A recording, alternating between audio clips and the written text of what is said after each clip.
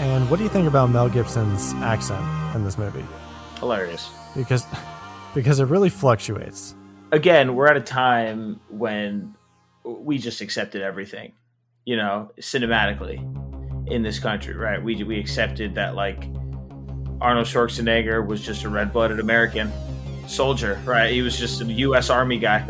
And, we watched Predator and we were like, yeah, he fights for the United States. This guy. That's fair. That's kind of where we were, yeah. Right? Who am I to say that Australia can't do the same? Hello, everybody. Bienvenido, gang. Welcome to the Just Play It podcast, where we pick movies and just play it. This is our very first episode, so we really appreciate you guys tuning in. My name is James. I'm Nick. And you're listening to Just Play It. For the most part, we'll be watching movies that we have never seen before, or it's been a long time since we've seen them, or if they never should see the light of day. If it's out there, we're going to watch them. Now, if you would not mind sitting back, buckling up, and joining us on this road, we are starting off our podcast with the movie Mad Max from 1979.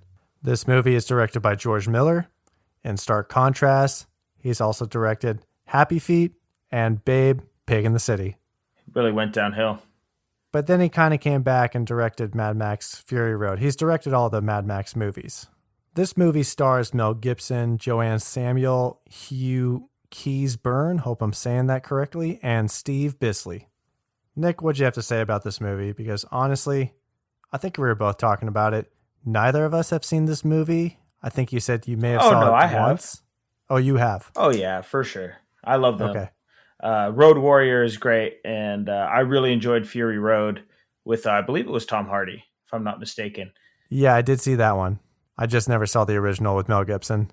Gotcha. One of the first things that I noticed, Hugh, and again, like you said, I hope I'm saying his name right, Hugh Keays-Byrne, who played Toe Cutter in this film, is actually also the main antagonist in Fury Road. Yes, I did read up on some fun fact trivia. Not the same character, but he still came back, reprised his role as an antagonist. And the second I saw him, I was like, oh my God, he came back for this film. A couple things that I thought were interesting was, this was Mel Gibson's first feature film. This was young Mel Gibson. I was going to ask because I saw a couple credits, but it seemed like this was his first major role. Yeah, I was looking. He did some TV credits for TV film, or TV series Cop Shop, The Sullivans, The Hero, which is a TV short. Looks like there was one movie, Summer City, but I think this was really his first, starring role. His first breakout role. Yeah, 100%. One of the first things you forget about, or I even forgot about with this movie is it's Australian. It's an Australian film. This is not an American film. No, I was going to point that out. It's set in Australia. I believe all the actors are Australian. I think the director is too. Why was Mel Gibson selected? It's not like he's a household name at this point. He's an American. He's just an American actor. He must have known somebody. His agent must have known somebody who said, this guy's trying to break through. And, spoiler alert, this was a bit of a budget. I don't know if it was quite a budget film. There was quite a lot going on in it. Well, I'll tell you about the budget. It's estimated between $300,000 and $400,000. It's Australian, so it's different. I don't know how different, but that's not a lot of money. I have a hard time remembering what's considered a lot of money and what is not, like 40 years ago. I'd say it's about the equivalent of today's $6 to $7 million budget. Okay, that is not a lot for an action movie. It's not at all. But the other side of it, right, is like what is the cost of, a crew in Australia? Is it cheaper than the cost of a crew in the United States? I'm assuming, right? Probably. What's the cost of, just everything that you're doing right there? A lot of action sequences, car chases, things blowing up. I'm sure it's a little less stringent. Maybe you didn't have to have insurance in Australia. So I'm sure that it kind of knocked the budget down a little bit. Well, for a movie that was made for $300,000 and grossed $8 million worldwide, yeah, it's going to have some sequels. Yeah, and I think the funny thing about the sequels for me is, Road Warrior came out 2 years later in 1981, and then Fury Road didn't come out until But don't forget about Return to Thunderdome. there was Return to Thunderdome. There was I a did. third movie. Yes. Have you seen that one? A long time ago. I couldn't remember it Okay. much, but that was 85. I haven't seen any of these movies besides Fury Road because everybody was talking about it at the time. I think I was under the impression that I was going to get a lot more Road Warrior imagery and world building, but I got to tell you, this is not what I was expecting. The look of it, the story, or lack thereof. It's interesting because it's set in the time period before the apocalypse. Apparently there's a nuclear accident, and then Road Warrior is where there's a true post-apocalyptic world. Yes. This is interesting because it's on the decline. Although at no point, if I didn't read that, I would have never understood that society was on the brink of collapse. Did they say that at one point? No. Was there like a news clipping? Was there a radio news broadcast that I missed? I had subtitles on, so I feel like I wouldn't have missed it. No, we really. I want to say I wasn't alive for this, but What'd you guys do back then? From what I know about the period, is there was a lot of just assumed this is what we're doing. Like there's really no explanation behind this. Like you just buy into what's happening here. A few weeks back we watched a film we love, The Warriors. This felt very similar to me. Style, time period. Came out the same exact year, actually. Yeah, so it felt very similar. And there was a lot of stuff in The Warriors where nothing was really explained. Where did all these gangs come from? And you just had to sit there. I mean, I feel like movies were such just a thing that you didn't really critique them in the late 70s. You just accepted that they're fun. And that's really what I got from this film. And we'll go into it a lot more. James, do you want to take 5 minutes and describe the plot of this? Because I feel like that's all it would take. Oh, it might actually even be less, but I feel like you might do a better job at that. At the very least, I will read the log line. Okay. This is the description from imdb.com. In a self-destructing world, a vengeful Australian policeman sets out to stop a violent motorcycle gang. Would you say that rings true? That's essentially the whole plot. That's essentially the whole plot. There's a part in between. But with a lot of buts, in my opinion.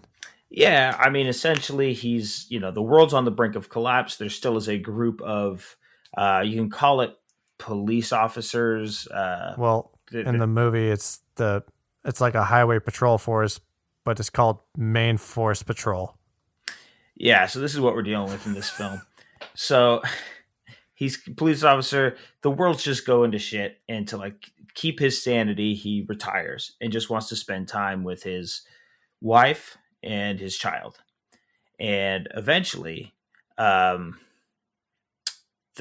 a gang who kills his family. And then what else is Mel Gibson going to do in this lawless world? He's going to hunt down the gang and murder them. And that's what happens. That is soup to nuts.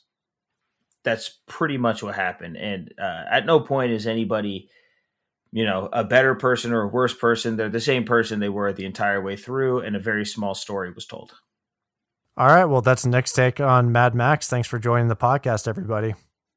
No, we're gonna dive into some plot talk. Plot talk. Let's back it up here. It opens up on the Main Force Patrol, and we're introduced to this character who I thought was going to be the main antagonist. His name is Knight Rider, and Knight Rider is a problem. Knight Rider is a massive problem. And he says his own name a lot. He calls himself Knight Rider a lot. Are they on the same radio frequency? Can the Main Force Patrol hear Knight Rider? Can Knight Rider hear them?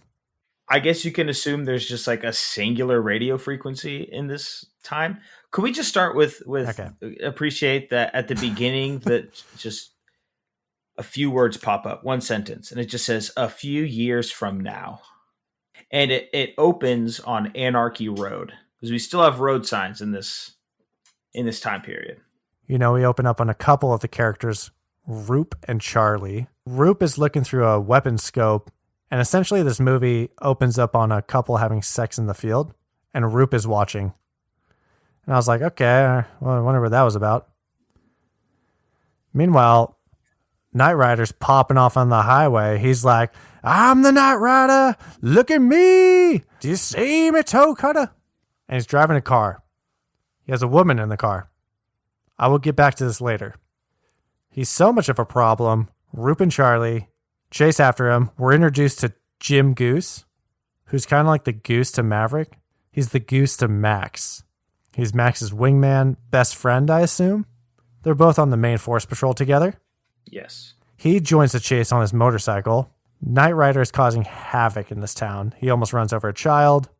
A police car straight rips through a trailer like it was tissue paper. And then there's only really one officer left to take down Knight Rider, and that is Max. He catches up, and Knight Rider starts sobbing behind the wheel, and I was a little confused by this. What was your take on that? I don't know, man. There's a lot of what the fuck moments in this movie.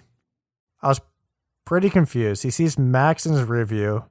He starts sobbing, and he goes, quote, I think, it's going, it's all over. Does he know this is Max? Is Max like a known badass? I think Max is meant to be like the guy. Like if Max is after you, it's just very implied. Like that was. Well, then start out with him. Start out with Max. I'm telling you, this was our friend here. I'm forgetting the creator of this' name. What, George Miller, the director? George Miller. Yeah, this is a young George Miller who doesn't quite understand plot devices yet. Okay. And so his plot device to prove that Max is this badass cop is that criminals cry when they see him. All right. There's a lot of things. There are a lot of things that are insinuated that must have gone straight over my head. Yeah. Question for you. What's up? If you had not seen the credits for this or looked up this movie at all, would you at first glance have recognized Mel Gibson? Yes, only because, not to brag, I'm really good with faces. I can spot it. It would have taken me, I wouldn't have been like, that's Mel Gibson. I would have sat there and been like, is that Mel? Is that a young Mel? No way. This is what, 40 years ago? Coming up on 45. Damn, that's a long time ago and a young Mel. Knight Rider comes in hot. He flames out as hot as he came in. He crashes and dies. It's his own fault. This is a big problem I have with this movie because the biker gang comes in and they want revenge on the main force patrol. Revenge for Knight Rider. A couple of things. Like I mentioned before, why is Knight Rider not in their crew? Why is he not on a motorcycle? Why does he have a woman? He's different. All these other guys, they're just a bunch of dudes on bikes. The second thing is, it was his own damn fault. He crashed because he was driving too fast. Max just happened to be there. It's not his fault. But the biker gang blames the main force patrol. It's my main gripe. Because it's the whole plot device of why this biker gang has come to this remote town in Australia and started terrorizing it. They want to take it on the main force patrol because it's all for Knight Rider, but he killed himself. Again, plot devices. Like you needed a reason for this motorcycle gang to be after. Now, this could have been as simple as Max kills Knight Rider. It would have been a very easy fix to like draw point A to point B. Max kills Knight Rider. Gang wants revenge for Knight Rider. And at this point in the game, Max is not vengeful. He's not a crazy person yet. So if they made it where Max was involved in Knight Rider's death, even if it was accidental, at least that would kind of lend some more believable plot device. And if it was accidental, that would kind of get the viewer a little deeper into Max's psyche, right? If that would have kind of like been like, oh, that kind of fucked me up because I'm not a killer. Yeah. You know? Do some real stuff. So like, but instead, Knight Rider crashes, and we immediately transition into a saxophone scene. Yes. Oh, yeah. Max's wife, Jessie. Yep. is just playing a saxophone in the living room. Mm-hmm. And Max is listening. Meanwhile, the biker gang comes into town. What do you think about these guys? I mean, you thought Knight Rider was a problem? These guys are the problem. Big problem. They come in, revving the engines, typical biker stuff. As soon as they dismount their bikes, I am getting the weirdest vibes off these guys. They're doing somersaults. They're getting on the ground. Two guys start waltzing in the street. It's very unsettling. The whole first 10 minutes, 15 minutes, and I'll give the film kind of its credit. Like, I'll give George Miller's credit for this. He pretty much set the tone. Like, this is an out there movie. This is over the top, man. It's about to get weird. Suspend your beliefs. Like, I'm building a world here. Like, this is what post-apocalyptic world is, and I have decided this. I also wonder in these types of movies how, like, all the good people never survive the big event that wipes out civilization, but the biker guys do. These guys come into town. This was the start of my picking up on some weird, like some kind of like bisexual, homosexual undertones. I didn't know why that decision was made. I didn't know if it was in negative light or in positive light. No, it's not homosexual. Oh, it wasn't? What's your take on that? This is kind of coming off of kind of the 1970s, right? I mean, getting some free love going on in there. Okay, Summer of Love, 1969. Nice. Yeah, and it carried in through the 70s, right? A lot of drugs, a lot of like be who you want to be. Okay. Be weird. Movies kind of followed that. Movies are kind of a reflection of what the culture is doing. So, especially in Australia, where it's a little more, I think they're kind of okay with being a little more liberal. Like fuck it, mate, let him be who he wants to be. There were a few. I'm trying to remember some of the films, but like in the 70s, there was a lot of like secondary characters, third characters who were a little weird, a little off. They really were. So it was a little more flamboyant. It was a little more over the top. So I don't think it was mean in any way. I think they just told these characters to be like over the top. That's a good word to describe it. Flamboyant. This gang is flamboyant AF. It's the gang that came into town with their tight, colorful leather, their heart-shaped sunglasses. Pretty much their whole vibe. The only argument I think that can say this was in vain of non-hetero characters was just making all the bad guys super flamboyant. So, deep dive in this, I was like, I gotta look this up. Have other people thought this? I can't be the only one who thought this. There's arguments on both sides. Like, is demonizing saying the world's going to shit, so the men are letting out the bad behavior and being gay? Or is it like, hey, look at all these badass guys. They're a bunch of pansexuals and they just take what they want. It's like two sides of the same coin. One argument saying it's quote unquote empowering, and the other side is saying they're demonizing homosexuals. I mean, the 70s, you had a lot of there was just a lot of like leather jackets and exposed chest and chest hair, and yeah, I mean, I guess that's just normal. We just see it through a 21st century lens. I think part of it is we do. These were just kind of like crazy, creepy guys. They probably told some actors like, hey, because again, I have a hard time thinking. I know Hollywood has had they've gone through spurts, just like the rest of the country has, of like acting poorly towards certain groups. But especially in the late 70s, I have a feeling like I have a hard time believing that like more creative types were the ones who were like pushing forward a lot of, the progressive stuff, especially with films like Mad Max. It is a bit of a progressive film, right? It's a little violent. It's a little kooky. It's a little out there. You could say the same for like a Clockwork Orange, right? Which was maybe a few years past this, where the characters were just like very androgynous and just different for the sake of being different. Again, two different arguments can be made. Interpret it in your own way. Yeah. All right. Anyway, they come into town. They drag a guy by the motorcycle. One guy blows milkshake into some poor guy's face and he kind of kisses him to death. And then there's a groovy couple and they're kind of peering around from the corner and they see this guy getting dragged by the motorcycle and they're like, okay, we're out. And they drive off. They're on the road and they're like, okay, we got out.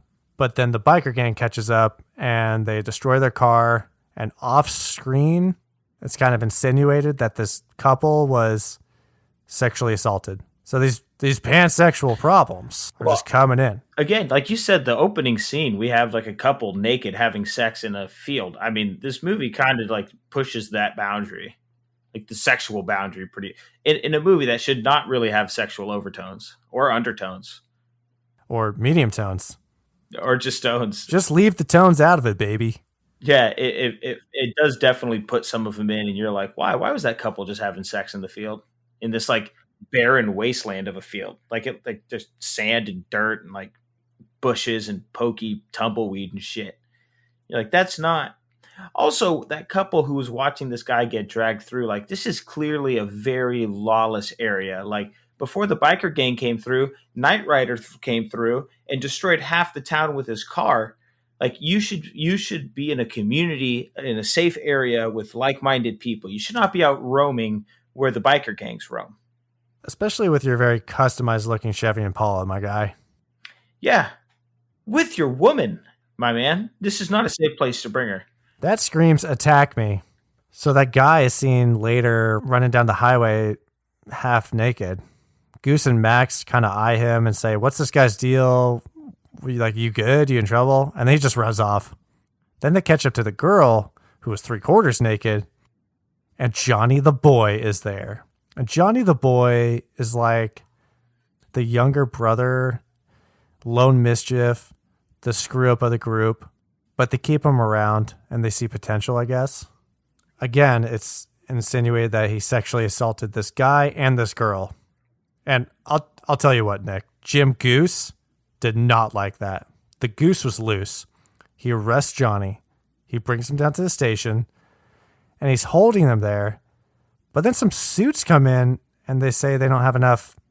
No one showed up or... They have no witnesses. There's no witnesses. And this pisses off Goose.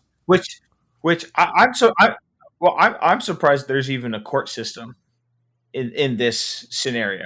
Again, very hard to understand that this is on the brink of the apocalypse. It's a weird. I guess I've never thought about what does the moment before the apocalypse look like? What does the moment before societal collapse look like? Is it a hybrid between like half the people live in society, half the people have just embraced the apocalypse and live in a lawless manner? What's the... I don't know what it's supposed to look like, so I can't really say George Miller's wrong. No. I'm just trying to reconcile it. No. I think if that's where we are, it's fine. Just again, at no point was this ever explained to me of what the time period is supposed to be. I didn't read that anywhere. I didn't hear it anywhere. It was only after watching the movie and looking it up. I'll tell you what, Jim Goose does not like Johnny. A lot of the first half is honestly focused on Jim Goose. Should be called Mad Goose because we don't really see Max at all. He's introduced at the Knight Rider scene. He watches a saxophone, but he doesn't really take over the reins until halfway through. We're focused on the biker gang. We didn't even get into the main antagonist, who is named Toe Cutter. He cuts no toes in this movie. No. Spoiler alert. Don't understand the name, but he's the leader of the biker gang. Yeah. Jim Goose is obviously very passionate about arresting Johnny and beating the shit out of him when they want to free him because he obviously sexually assaulted this couple. And he doesn't like that. The focus really throws me. I don't know who we're supposed to be watching, who we're supposed to be rooting for. The focus is pretty heavy-handed on the goose, I'll just say.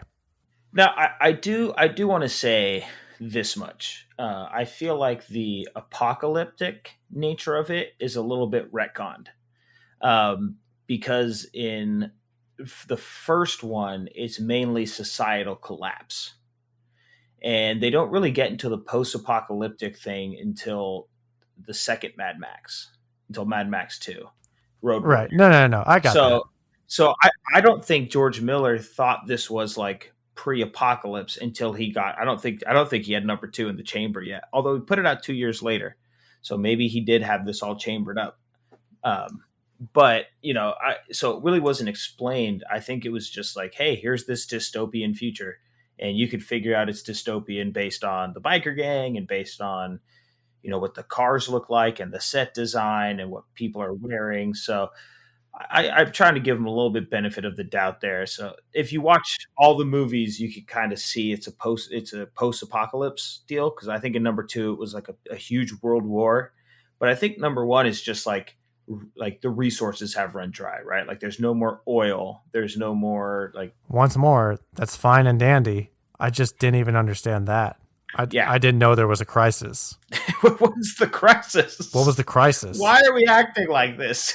I mean, I knew there was like rabid gangs and high-speed chases, and apparently pedal to the metal was the best solution to these problems. But I just didn't understand that there was an energy crisis. After reading, I learned it was based off the 1970 energy crisis in Australia. Yes. And if George Miller didn't have the idea of an apocalypse in his mind while making 1 and then decided to do it in 2, that's fine. I just never got the notion that we were low on fuel or gas or water. I thought it was honestly, I just thought it was a hick town in Australia. I feel like part of this is similar to the Mad Max series, is a little akin to call it the Fast and Furious phenomenon.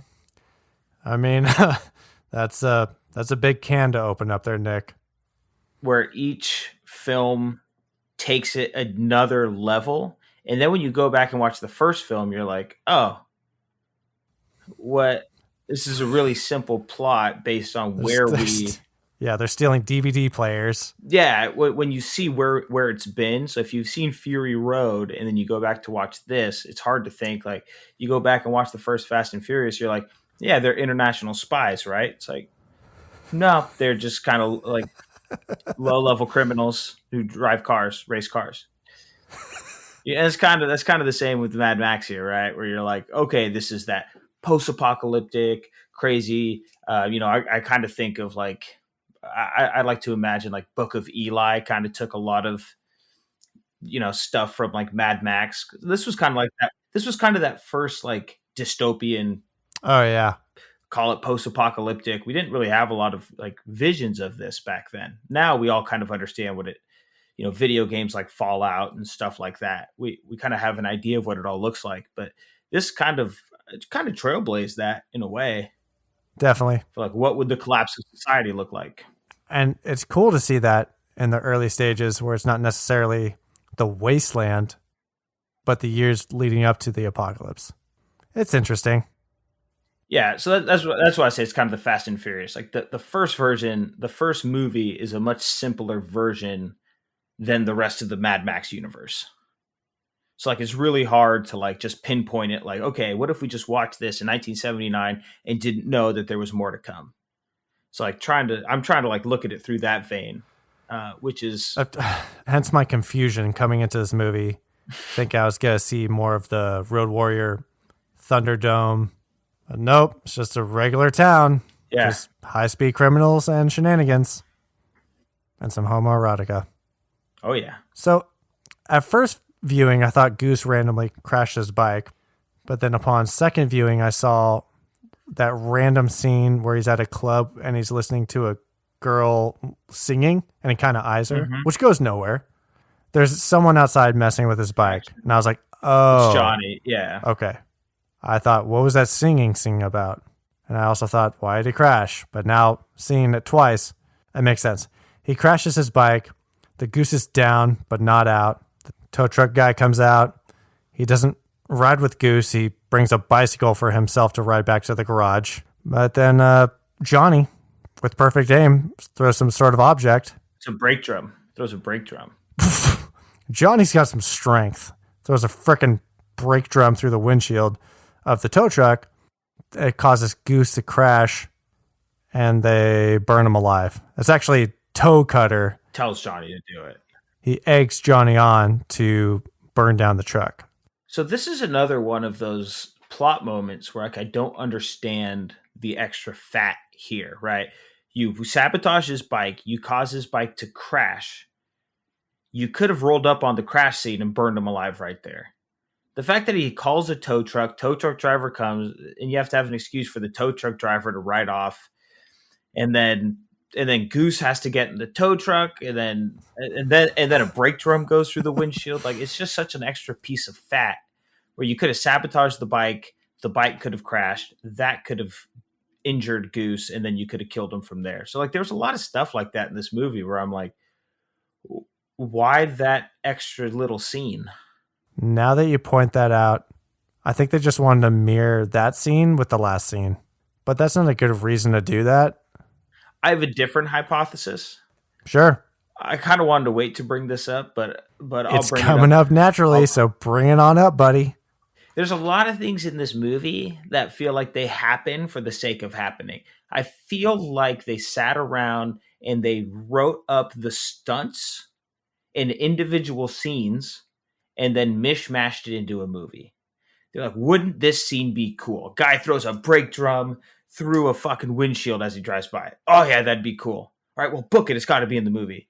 Oh, what if a guy sabotages the other guy's motorbike and sends him flying off into the desert? Like, oh yeah, fucking write that down. What if one guy just rams through a van in his car? Like, there were just so many like stunts and so many little scenes that felt like they were written before the actual plot of the movie was written. Like, it sounded like us in high school coming up with these stunts to do and then finding a way to shoehorn them into a film. It's like Mad Libs. It very much was. So like, it was, to me, it's like, I was like, this is just, they built this, they probably sat around, probably got high as balls, and they built this like dystopian world in their head. They're like, dude, what about this world? Oh yeah, there's biker gangs, and they're kind of eccentric, and they're kind of like creepy. They're definitely having sex with each other all the time. Yeah. Oh, and one of them's named Knight Rider. Oh yeah, Knight Rider. Yeah. What's another guy's name? Toe Cutter. Oh yeah, fuck yeah. We're gonna have Toe Cutter in this.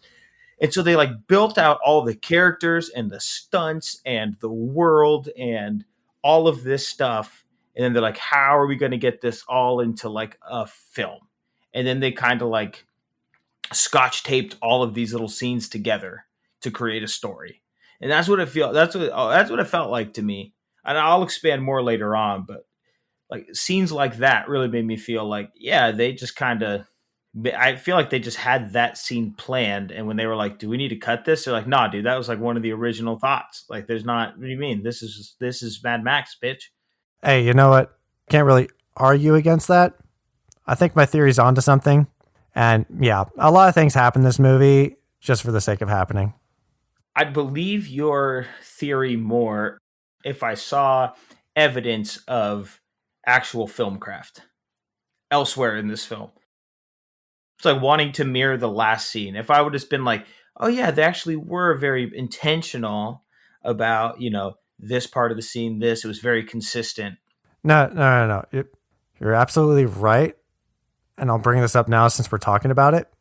Funny enough, that scene, which is the climax scene in the movie, it's right in the middle. It's at the 45-minute mark when Goose dies. And then at the very end, Max does his thing. Cool guys don't look at explosions, whatever. That was the only point in the movie where I saw consistency in the storytelling. That's the only time I saw a story point being told. So Johnny sets Goose on fire. Then at the end, Max does the same to Johnny. Also in the middle of the movie, this is where Max comes to Fifi, who's big leather daddy, by the way. Before I get into that, I'll continue my point. At this point, Max says to his Sergeant Fifi something along the lines of, if I spend any more time on that road, then I'll end up just like them, a terminal crazy. And you're like, okay. So he's setting up what could happen to him. In the very middle of the movie, he sets up that fear, and that's what happens. So that was the only place where I saw some sort of storytelling consistency. Other than that, completely random. Yeah. There's so much random things that happen in this movie. And what's random? What the hell is Fifi wearing? He's wearing leather pants. He's shirtless. He's got like a necklace with a curtain attached to it. And he's showing off his large WWE wrestling pecs and chains.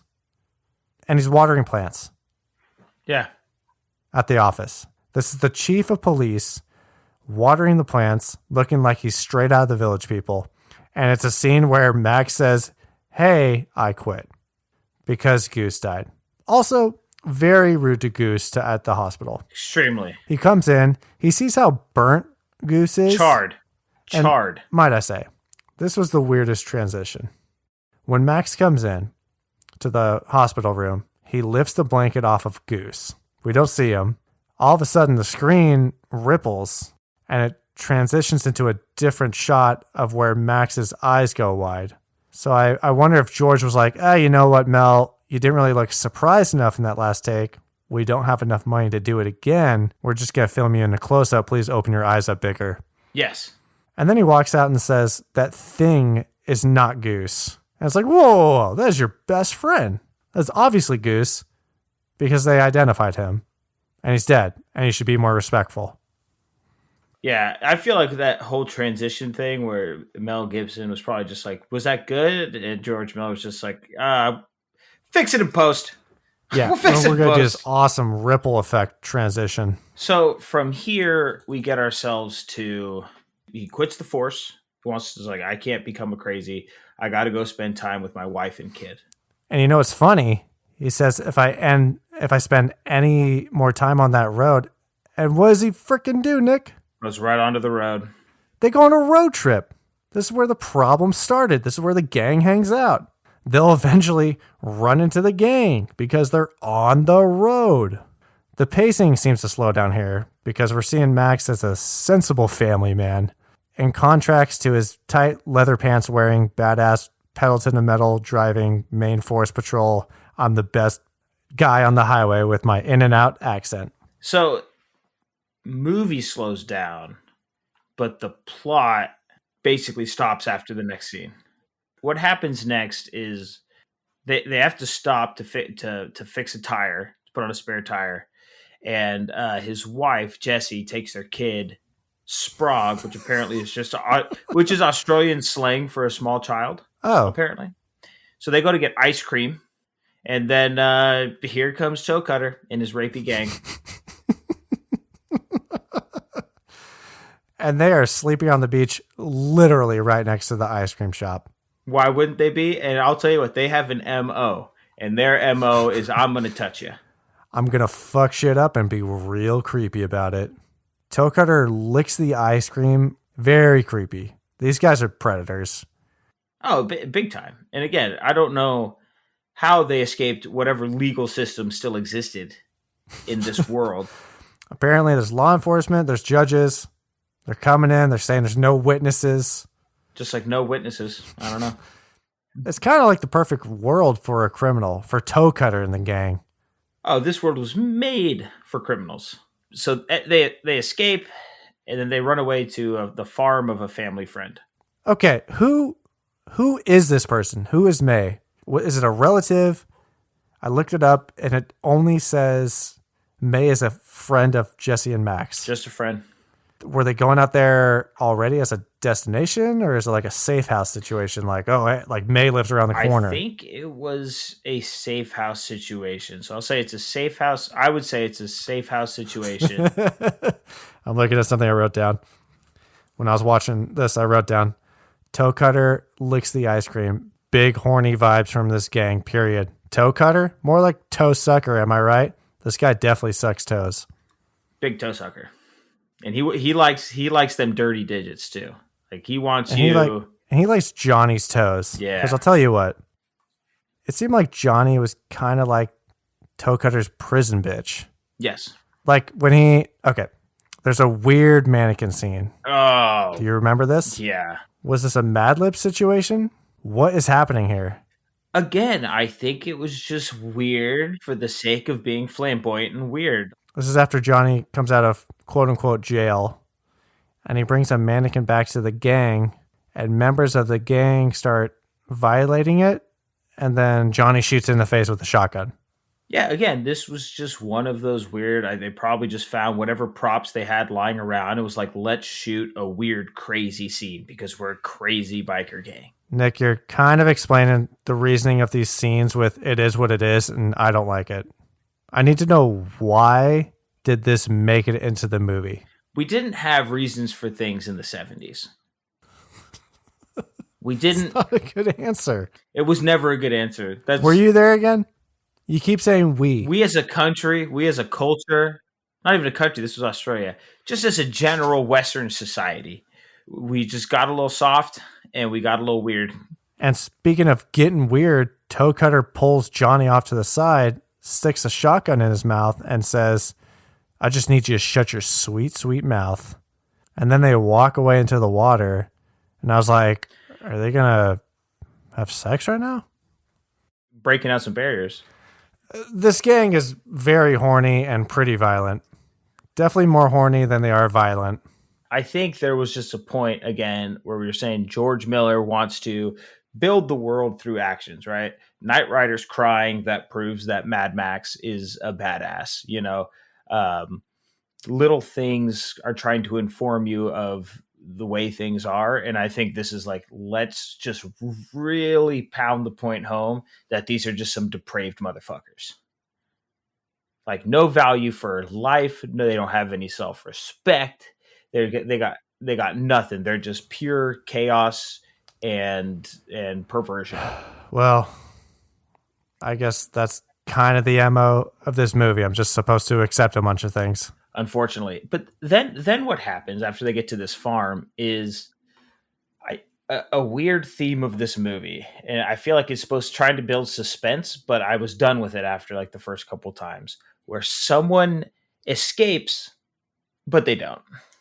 Right, because the biker gang comes, they hunt down May and Jesse and Sprague, but they do escape, and they get in a van, and then the van breaks down, and then boom, they got. It's the same thing that happened to Goose, right? Oh, my bike. Oh, I'm okay. I'm gonna get away. Everything's fine. Nope. Brake drum. It's the same thing that happened to Knight Rider, right? Oh yeah, I got away. Oh no, I didn't. Mad Max is here. Same thing that happened to that groovy couple. They drive off. Oh, we got away. Nope. Biker gang showed up. Yeah, so this seems to just be a kind of a theme where it's like, oh, wow, everything's okay. Plot twist. And it's like, it was maybe a plot twist the first time? Maybe. Getting real desensitized to it. And that comes up again right before this because they leave the auto shop. They leave the tire behind. And they go to May's farm. They're like, cool, we escaped. Not really. Guess he's randomly in the forest, the biker gang. They're everywhere, too, by the way. Jesse's running through the forest, and then an animal wrangler off-screen throws 2 city pigeons on her face. And then she goes, ah! They're after her because this guy's name is Kundalini. I wrote down more like Kundalingus, am I right? Because of how horny they are. Haha. Kind of. So apparently he threw a chain on the car and his hand got torn off. Yeah. Just his hand has immediately zombified. It is dark green within a matter of hours. Who am I to say that does? I'm not a doctor. Maybe that's just a cheesy movie trope. We got to talk about the most important character, Simple Jack. Who is Benno and what is his purpose? Dude. He is the simple farmhand. He's extremely slow. We don't know his relation to May. The only introduction we get to Benno is May saying to Jesse, if you see Benno out there, he don't mean you no harm. And us as the audience is like, okay, who's Benno? Is this an animal? Is this a child? No, it's a big, slow farmhand. Yeah, I was looking him up, hoping to see if he'd been in anything else. He did act in the same TV show as Mel Gibson, Matlock Police, from 92 to Maybe he's like Mel's friend? I don't know. That's kind of my thought. But in this movie, Nick, what as far as his role in the film, brother, we were just in the 70s. I know you're tired of hearing that. You keep saying that. We weren't there. It's just the 70s, man. This shit just happened. Okay. So the gang chases Jesse. Meanwhile, Max and Benno, Simple Jack, find out, and then they go running into the forest. And meanwhile, no one's watching the baby. No one's watching Sprague. And guess what? He's taken hostage. Of course. Max with a gun, nowhere to be seen. And Jesse encounters the biker gang. She sees that they have Sprague, and they're like, Kundalingi wants his hand back. But they threw it away. They gave it away to like some Cuban guy. Yeah. Remember that guy in the fedora? Who was that? I don't know. Anyway, the guy in the fedora rolls up, grabs the hand, says, hey, forget about it. This never happened. And apparently that problem was solved. But then May comes up with a gun and is a badass and kind of saves the day. And again, back to your point, we're like, oh, cool, they're saved. And then the van breaks down. They try to hoof it. May's like, run, Jesse. And then Jesse starts running down the highway. It's like, bro, run to the side where there's no road. They can't catch you on the bike. They can't get you there. Don't run directly down the highway. They get run down. And when I say they got run down, I mean they killed off this child. Yes. And the dog. There's dead dog and dead Sprague. Dog and Sprague went down together. Wow. They didn't give a hoot back in the day. They'll kill dogs. They'll kill children. This is the late 70s, pushing 80s. Edgy stuff, dude. It's horny. It's edgy. It's uncalled for.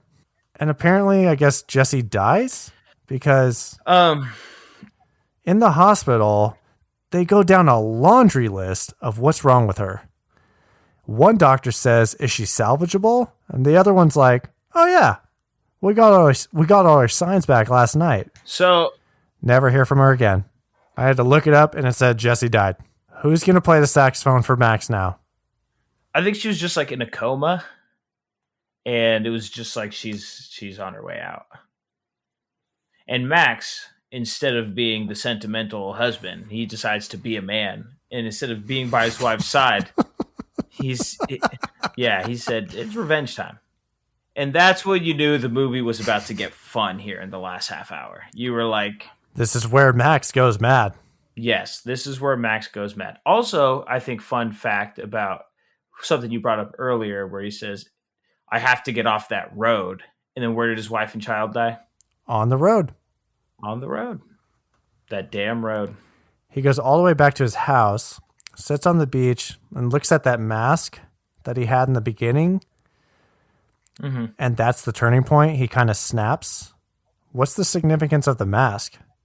He kind of shows it to Jesse in the beginning of this movie as like a joke, but what's the meaning in this?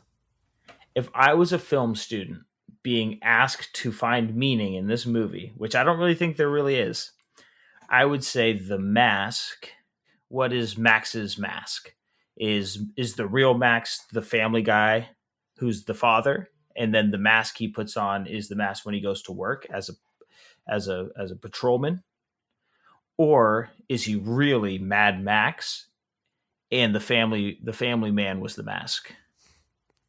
Wow. You just said that there wasn't really anything there and you couldn't do it, but she actually did a really good job.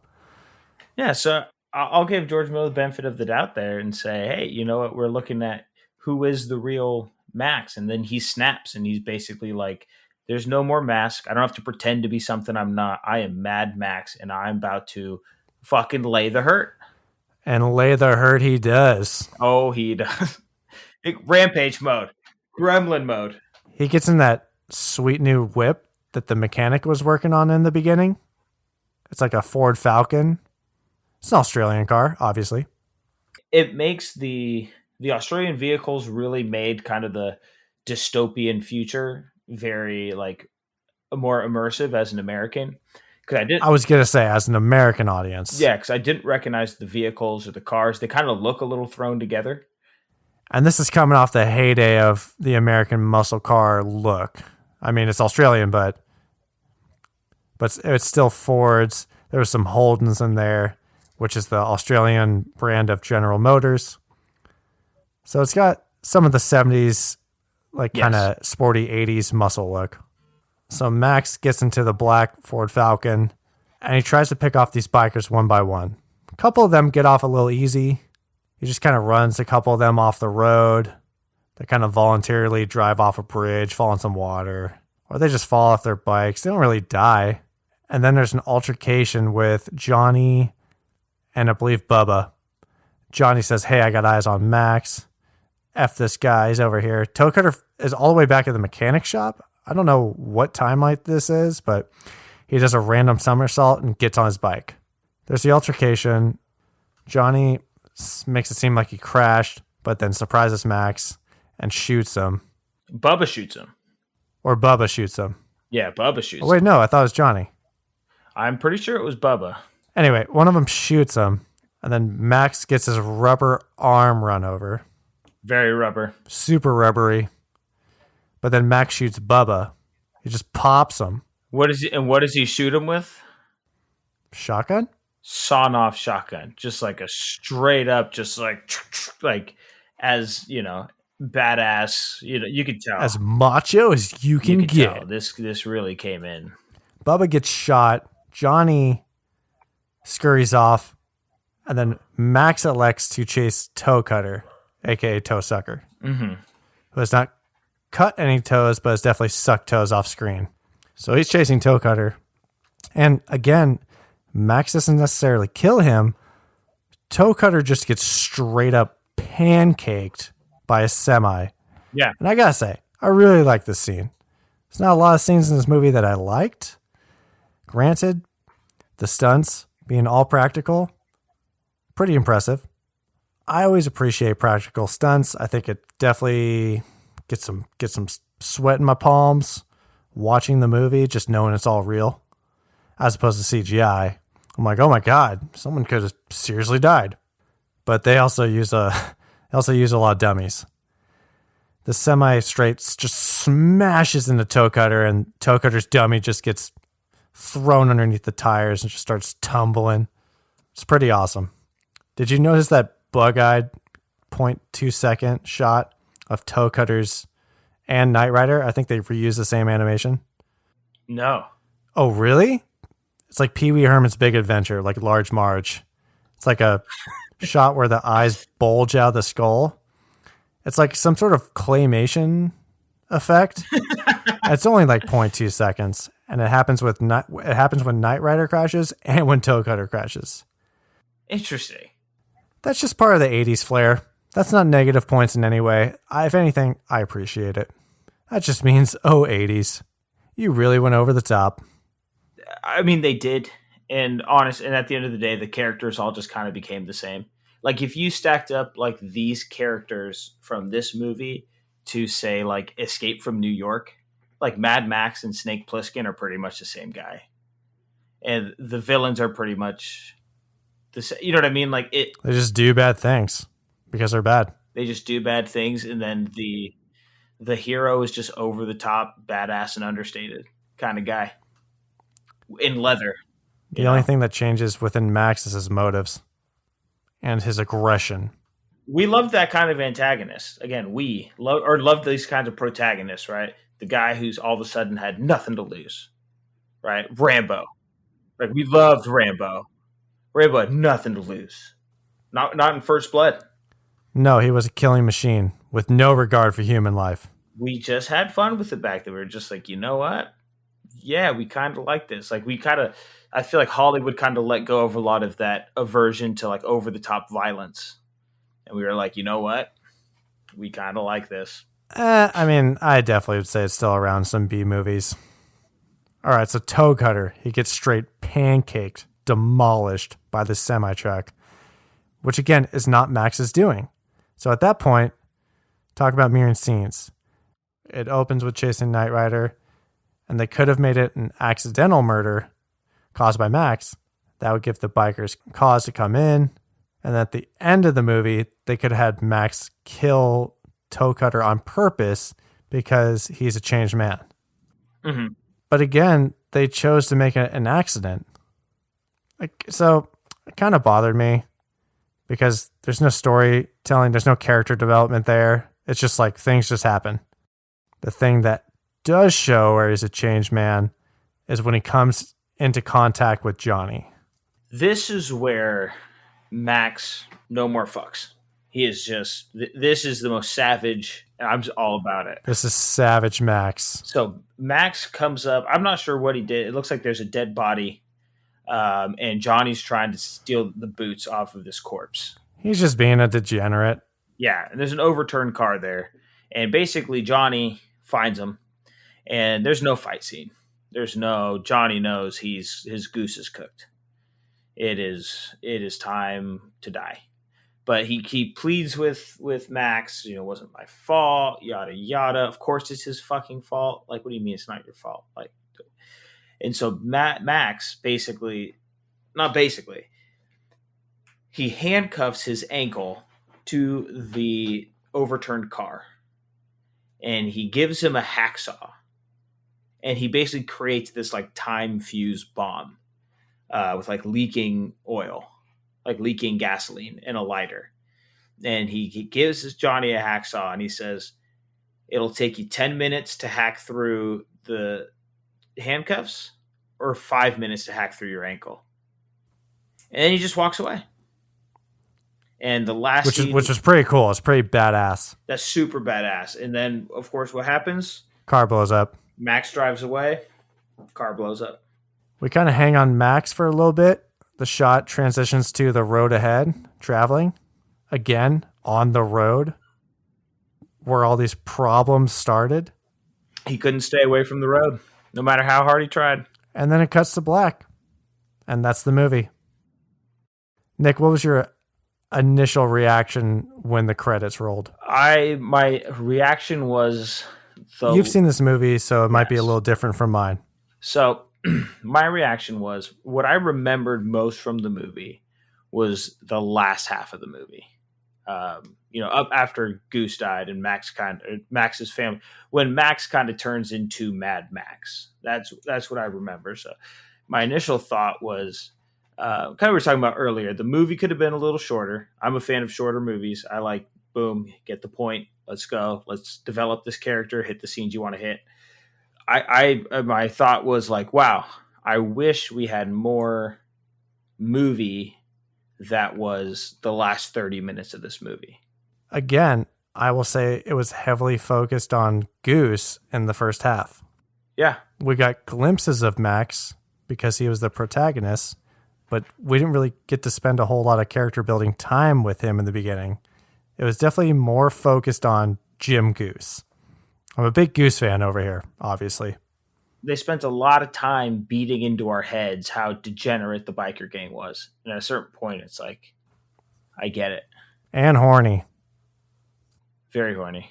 All in all, it's a 1979 movie, I was saying the Warriors, Escape from New York, these kind of action films that seems like there's a lot of dead time. I don't know if editing was tough, so there wasn't a lot of like quick cuts. There was a lot of shots that kind of like linger on a character for maybe like 2 or 3 seconds too long, or shots that like, oh, we had to cut to this guy to see his reaction. Oh, and then cut to this guy. Oh, and then it's like that. Didn't need that.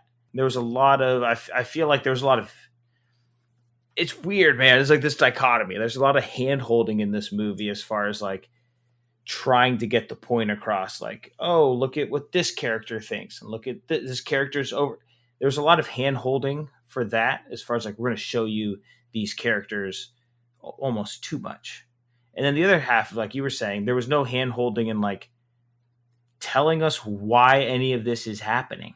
Well, that's where I was the whole time. I felt confused for most of the movie. And it's because of these things that happen in the movie where you're like, are these just red herrings? Should I be paying attention to this? Is this a creative choice?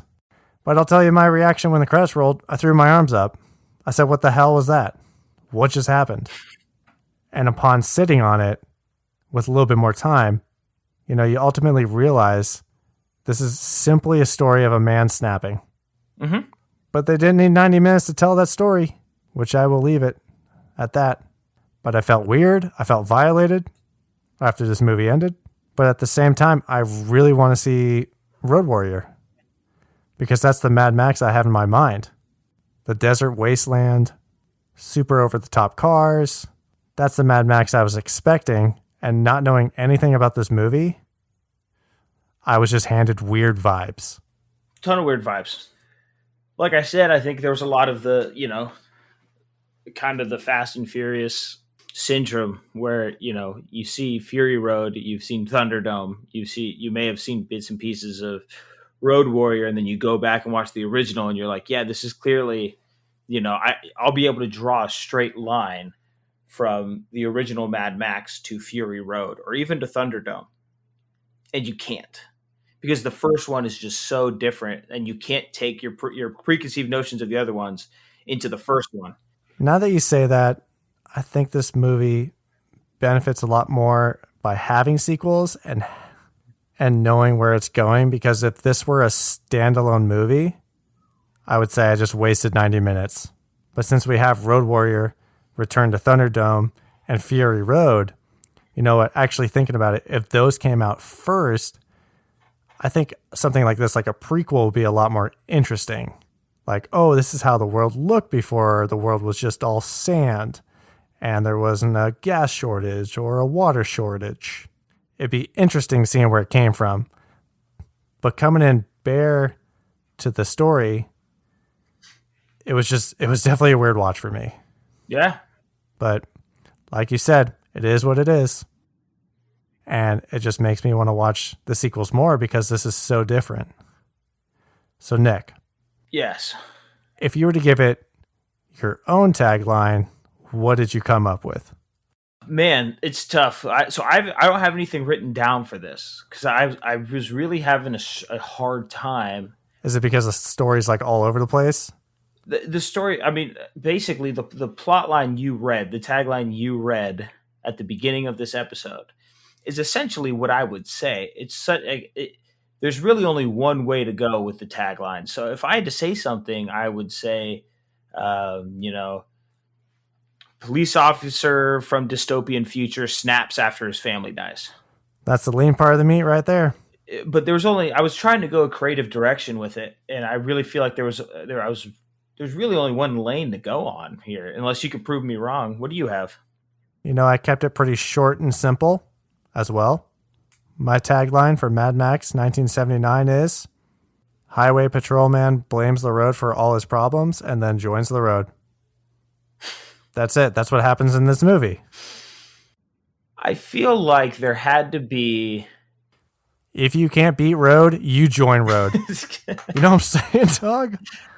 I gave you and George Miller a little bit of shit earlier in this episode by saying, that whole road thing was not, film craft, because I didn't see any reasoning behind it, and there was no other film craft. But as I'm looking forward to it, the title of the next film being Road Warrior, I think there was, right? There had to be something like the road. If there wasn't, he created one. A road to that point. So a road to the road. Make your own road is what Mad Max taught me. Lesson we all learned.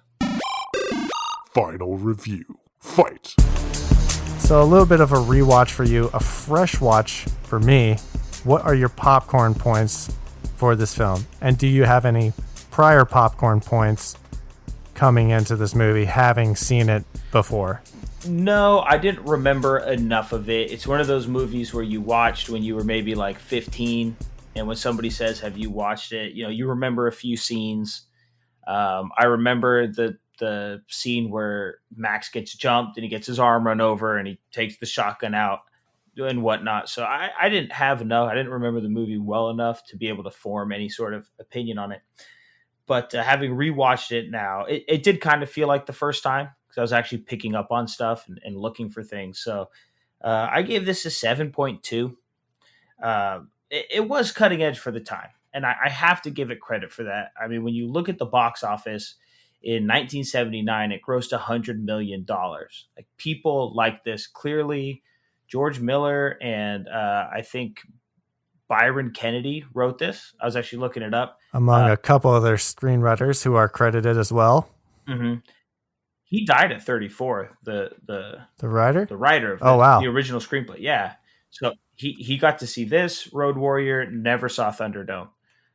So I don't really remember Thunderdome. I'd love to go rewatch it and see if the story kind of, we will down the road, buddy. grossing $100 million at the time, you were clearly doing something innovative, something different, something that people wanted to see. So I have to give the crew credit for kind of having their pulse on society at the time. If we were to judge it by today's standards, it's not good. Then again, it's hard to judge anything from 1979 by today's standards. So if you said, does it hold up? It does as a cult classic, but does it hold up as like a good film? No, but in the end, I gave it a 7.2 because I was pleased by the stunts. You can, like you were saying, you can tell when stunts are done real. Obviously, they were done real. You didn't have CGI back then. This was the only way to do it, and I think they really pushed the envelope. With this, like I was blown away by the opening scene with Knight Rider, like the amount of carnage they were putting out with that car and the jump. Wait, how'd you know his name was Knight Rider? He said it once. Oh, I missed that. Yeah. Just like a bunch of other stuff in this movie, apparently. So the stunts pleased me. I'm giving it, the score for being, kind of one of the first of its kind in this genre, this post-apocalyptic, this dystopian future, pushing the envelope with like the characters being weird and flamboyant and out there. Like it took a lot of guts to put this film out and be like, yeah, this is what I'm doing. Accept it world. So yeah, give it a 7.2. All right. I like that answer. I don't stray too far from that path. The tomato meter is 91% for this film, which I thought was pretty high for this film. Critic or audience? Critic. Audience score is 70. That's a little bit more in line with us. You gave it a 7.2, some microwave popcorn. I got to give it some unseasoned but fresh popcorn. I gave it a 6.7. I'm sure at the time it was a hell of a watch. The stunts were cool. They were probably as good as they could be for that time and budget.